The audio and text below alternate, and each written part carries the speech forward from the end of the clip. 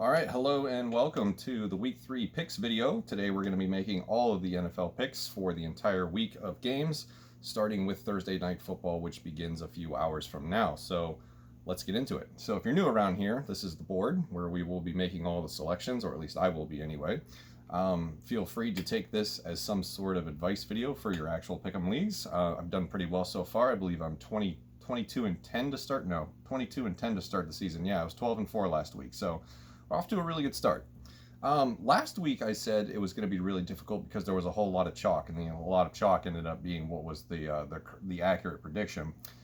This week is going to be much more difficult because there are some very good marquee potential playoff matchups happening here tonight or here this weekend. So tonight won't be one of those playoff marquee matchups with the Dolphins and the Jags, and I think any other year you would probably say, "Ew, the Dolphins and the Jaguars. That's gross. Who's going to watch that? Tune me out."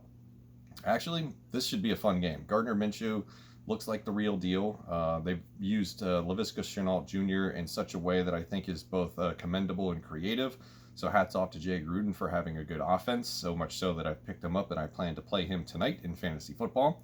And on the other side, we're just waiting for the day that Tua Tagovailoa takes over, but I think Ryan Tannehill's last week performance sort of pushed that off a little bit further. He'll have bought himself some time with the good game last week. So where does that leave us for tonight? Well, I think I like the Jaguars a little bit better. I think that they bring more to the table in terms of creativity with Gardner Minshew and how he's developed in his short time in the league. Even though DJ Chark is not going to be playing tonight, he is out. But I'm going to go with the Jaguars anyway. The feel-good story so far of 2020. Moving on to the Bears and the Falcons, another feel-good story and a definitely not feel-good story. The Falcons are 3.5-point favorites because they do have the high-powered offense. It's just that their defense is really bad. I don't know how much longer the Mitch Trubisky magic can last this season. Despite the 2-0 start, I don't think that this is for real. I think the Bears are a fraudulent 2-0. Will they probably, end up somewhere around 500 for the end of the season? Yeah, sure, it's totally possible. The rest of the division minus the Packers is pretty crap. So you could easily sweep the Lions in their with their one game remaining against them, and you could probably easily sweep the Vikings in their 2 games remaining against them, considering the Vikings right now are pretty horrendous. So despite all of that, I think it's nut up or shut up time for Dan Quinn. If he loses this game, I think this will be the fastest head coach firing we've ever seen. There's no turning back from this. There is no way in hell he survives losing to the Chicago Bears and starting 0-3. I don't believe it. Yeah, he did start 1-7 last year, but that was last year. There's expectations now. There's expectations for him to fight for his job. So I think he's gonna. So I think the Falcons are gonna pull this one out and win over the Bears. Moving on, Rams and Bills. This is one of those potential marquee matchups that I talked about at the beginning of the video. This one's pretty tough. Bills are favored by 2 points. This is going to be a wake-up game for the Buffalo Bills because so far they've only played the Dolphins and the Jets. Now they get some real competition, and this competition has looked pretty good. I think the Rams are back to their 2018 ways of offense that got them to the Super Bowl, and the defense is playing good enough that it's going to be an established check on Josh Allen. So I expect Jalen Ramsey to sort of lock up Stephon Diggs for the entire night, or the entire game, if you will. And so you're going to be looking for John Brown and the other receivers. Zach Moss is a little banged up, last I heard, so some question marks on how they'll deliver the backfield with just the one healthy Devin Singletary. On the other side of the ball, Robert Woods is fantastic. I think he's going to have a great season. So far he has. Jared Goff is playing really good. I think the running back is probably going to default to Darrell Henderson, given the injuries to Malcolm Brown and Cam Akers. I don't think we'll see a repeat performance of Tyler Higbee catching 3 touchdowns, but at the same time, there's a reliable pass-catching tight end available for you. So Jared Goff has plenty of weapons. I'm going to give this one to the Rams, despite the Bills and Josh Allen being my second favorite team in the league and me being a Josh Allen truther. I just can't do it. I need to see more from Josh Allen against competition that is not the bottom feeders of their division, if you will. Moving on, we have the Washington football team and the Cleveland Browns. Cleveland Browns are 7-point favorites in this game. And I'm not going to hesitate to take that. Now, I'm not betting against the spread. This is not a pick'ems versus the spread. I'm just sort of using that information to guide my choices. And last week, they were 6-point favorites against the Bengals. Yes, the Bengals covered if you're betting against the spread, but at the same time, this offense woke up after a disastrous first week against the Ravens. And I think that alludes to, we still don't know what this team is. Is it the team that played the Ravens, or is it the team that played the Bengals? The Bengals are pretty bad. The Ravens are really good. So which is the real Cleveland Browns? And I think we're going to find out if they go out and take care of business, because that's what good teams do. They take care of business against teams that are bad. Then they're probably the real deal. And the Ravens were just so good that first week that they weren't going to be able to do anything to them anyway. So I'm going to go with the Browns here. Like the offense, Kareem Hunt, Nick Chubb. Everything about the Cincinnati game was a, Kevin Stefanski offense-esque, and it was perfect. On the other side, it's still too early to tell what this team is. I think they got, a decent win over a bad Eagles team in week 1, and that kind of surprised people because we didn't know just yet how bad the Eagles are, and they're pretty bad. But I think we need to see more out of Dwayne Haskins. The development hasn't moved along as I would have hoped so far. He's not slinging it around with that much confidence. Terry McLaurin's still very good. Logan Thomas appears to be, a nice security blanket. I'm still waiting for Antonio Gibson to get more involved in this offense. It just feels like they're either holding back or they're afraid of opening it up. I just don't know what it is yet, but I'm going to take the Browns for the win in this one. Moving on to the Titans and the Vikings, I am on the record of saying that the Vikings are pretty shit, and I think that is a pretty cold take, if you will, as opposed to a hot take. I'm going to go with the Titans pretty easily. I don't think I need to say much. The Vikings absolutely need to prove themselves in this game, and I hope I'm wrong. I hope that we don't start 0-3, but at the same time, what have we seen from the first 2 weeks from the Vikings side of the ball that shows you any confidence that you would want to pick these guys to win a football game? When it comes to the fantasy football aspect of it, a lot of people are attacking the Vikings with their offensive players. Is Corey Davis going to play? I'm definitely plugging him into my lineup. Jonnu Smith, Derrick Henry, Ryan Tannehill is not a bad flex start this week because this defense is just bad. And then today, on top of that, you get the news that Troy Dye is going to the IR, so that's just another piece of the linebacking core that has been lost. They signed Todd Davis off the street, the former Bronco, who should be a nice plug and play, but week 1 against a team that's just good. I wrote into the Vikings mailbag for The Athletic this previous week with the question, if the defense last week was so simplified and linebackers were helping the corner so they wouldn't make mistakes, and last week happened anyway, what kind of defensive scheme are they going to be able to put against the Titans to be competitive? And the answer I got from the author was, yikes, I don't know. Ryan Tannehill is that good right now, and he has completely resurrected his career since escaping the clutches of Adam Gase in Miami. AJ Brown, for as of this point, Thursday afternoon, he's hasn't had a full practice yet, so there's a question mark whether or not he plays.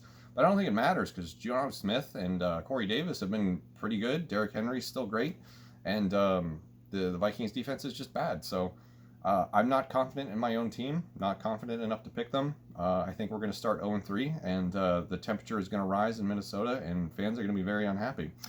Moving on to the Raiders and Patriots, tough game to pick. The Raiders look hot, just absolutely hot. Darren Waller, Josh Jacobs, Derek Carr is a pretty vanilla, okay, you're what we have. We'll get the best out of you kind of quarterback, if you will. So I think I'm going to have to give the edge in this one to the Patriots just because of Bill Belichick and what he's going to plan to do to this team. And that is, you have Darren Waller, who's really good. I have Stephon Gilmore. I'm going to take Darren Waller away from you. I'm going to make you win the game with Bryan Edwards and Henry Ruggs. And I think that is exactly going to be the game plan for Bill Belichick. He's going to take Darren Waller out of this thing with Stephon Gilmore. They're going to do what they can in run defense to stop Josh Jacobs. That might be the pivot that the Raiders have to make. We're going to have to run the ball down their throat with Josh Jacobs, and hopefully that works. But I think if you're going to be throwing the ball, Derek Carr is going to be forced to use Henry Ruggs and Bryan Edwards. I don't think it's going to be enough. The Patriots just barely lost to the Seahawks last week. They probably should have won, but Russell Wilson's having that MVP season. So I'm going to give this one to the Patriots. I think Bill Belichick's 3D chess will be enough to stop them. 49ers and Giants. The 49ers are absolutely decimated with injuries. Nick Bosa, Solomon Thomas, Richard Sherman, Jalen Hurd, Brandon Ayuk, Deebo Samuel, George Kittle, Jimmy Garoppolo. Right now, at this point, it would be easier to tell you what 49ers aren't injured. On the opposite side, you have the Giants, who suffered one of the most significant injuries of the entire league this year in the loss of Saquon Barkley. So that has shifted the dimensions of this team entirely from run heavy to probably more balanced now. With they did sign Devontae Freeman off the street. How much he'll be able to grasp the playbook in a short amount of time remains to be seen. Still have Dion Lewis and Wayne Gallman, but I think this will open things up in the passing game for Daniel Jones, Danny Dimes to do what he does best, and that's hit Evan Ingram and Darius Slayton. As far as who wins this game, boy, it's a tough call. If Jimmy Garoppolo plays, I don't think that's relevant. I think you get the same or maybe even better play out of Nick Mullins if he plays. Remember, Nick Mullins has played for this team before an extensive amount of time. Kyle Shanahan really likes him. Kyle Shanahan's offense is, just a thing of magic. They can pretty much plug just about anything in there, and it might work, or it does work. Jerick McKinnon likely gets the start. Raheem Mostert was the name I forgot to mention as far as the injuries go. But I'm going to go with an upset. I'm going to go with the Giants. And that's just because I think they have the better quarterback. I know that's wild to say that, right? But I think they're going to get the better quarterback play. The 49ers are favored by 4 points, but I'm going to go with the upset. Bengals and Eagles. Based on the conversations with reporters and Doug Peterson, losing Jalen Reagor to IR, and the fact that the defense is not good, their linebackers are complete no-names. I couldn't even name one of them right now if I wanted to. I think the Eagles are it's going to be one of those difficult conversations that you have, much like we're doing right now in Minnesota, that the Eagles are just a bad football team. It's not good. Carson Wentz has regressed, and there's only so much you can get out of Miles Sanders. So the good news, one lone bright spot, is that Alshon Jefferson is apparently practicing now, so that's good. On the Bengals side, Joe Burrow looks pretty legitimate. Surprise game out of Drew Sample last week after Uzoma went down. And, he's got really good weapons. A.J. Green, Tyler Boyd, T. Higgins, John Ross, Joe Mixon. I think the Bengals are going to win their first game of the season. And it's going to send Philadelphia into a lockdown of panic, if you will. So maybe the next time we do a panic index, I think the Eagles are going to be on that side. Next, Texans and Steelers. Steelers are the most blitzing team in the league after 2 weeks, and the offensive line for the Texans has completely underachieved. They have a stable of track stars at the wide receiver position in Will Fuller, Randall Cobb, Brandon Cooks. Not all of them are 100% healthy. It takes a long time for plays to develop with speedy wide receivers down the field. I don't think this offensive line gives them enough time to do that. Deshaun Watson is going to have to pull a miracle out of his ass to win this game against the Steelers defense, which is just on fire. Bud Dupree is amazing this year. TJ Watts and Cam Hayward, just really good defense. I don't know how you could pick against the Steelers right now. It's too good. Texans go to 0-3, heading into a Week 4 matchup with the Minnesota Vikings. It'll be the battle of 0-3s. Jets and Colts, I don't really have much to say. It doesn't really matter. Jets stink. They don't have Jamison Crowder again. Nothing about that team scares me at all. Poor Sam Darnold. Like, somebody save him. Moving on to the Panthers and the Chargers. Justin Herbert is going to be the starting quarterback this week after the flip-flop by Anthony Lynn, when it would look like right after the game and the day after the game that he was 100% committed to Tyrod Taylor. We found out later the detail that they accidentally punctured his lung in pregame when they were giving him an injection for a painkiller into the rib area, and that's bad. So likely they need a new team doctor after that. People make mistakes, but that's kind of an egregious one. So I don't know what made him change his mind about Justin Herbert, but I think what we saw out of him is great. That's what you want to get, especially for the first game. What more could you ask for? Justin Herbert, I think, gives them the best chance to go toe-to-toe with some of the better offenses in this league. The Panthers have a pretty decent offense. They will be without Christian McCaffrey, but the defense is just too young, too inexperienced. So I'm going to go with the Chargers, getting Justin Herbert his first win of his career. Next, we have the Bucs and the Broncos. The Broncos, are another team decimated by injury. Cortland Sutton, Drew Lock, Philip Lindsay with the turf toe issue. That's going to open things up for guys like Noah Fant and KJ Hamler and Jerry Jeudy. I think Jerry Jeudy suffered an injury this past week, but I don't think it's significant. I think he might be able to play. On the other side, the Bucs are pretty healthy again. Chris Godwin was in the concussion protocol. Mike Evans had the 100-yard game. His hamstring looks to be a thing of the past. The defense is playing up to expectations, at least my expectations, with the emergence of Antoine Winfield Jr. in the secondary. just basically transferring his awesome play from Minnesota Golden Gophers to the Tampa Bay Buccaneers. So in his rookie season, so I am inclined to go with the Bucs, who feel like the better team on the field and on paper. Next, we have the Cardinals and the Lions. I don't see how the Lions can keep up on defense with Kyler Murray and DeAndre Hopkins. Jeffrey Okudah looked pretty silly against Davante Adams for a couple of plays last week. Imagine what he's going to look like against DeAndre Hopkins.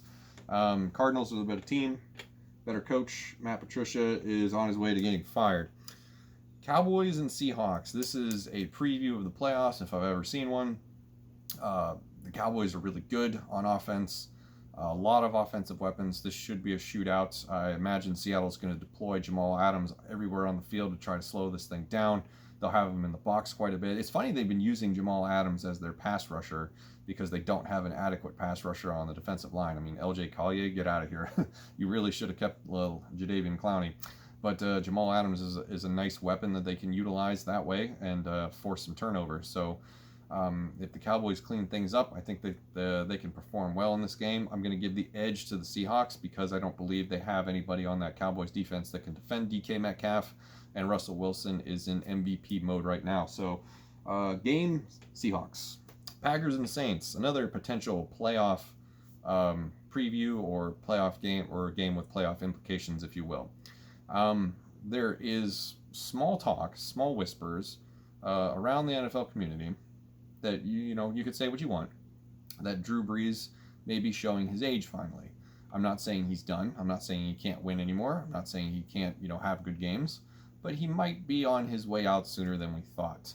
The lack of Michael Thomas is definitely something to note, but because you did see Alvin Kamara step up, but he's only going to be able to do so much as a running back. They need to be able to push the ball down the field. The defense does need to play better. They got gashed by a tight end last week and Josh Jacobs to boot. So there's some questions with the Saints. But the thing is, this team hasn't started 2-0 since 2003 or 2007.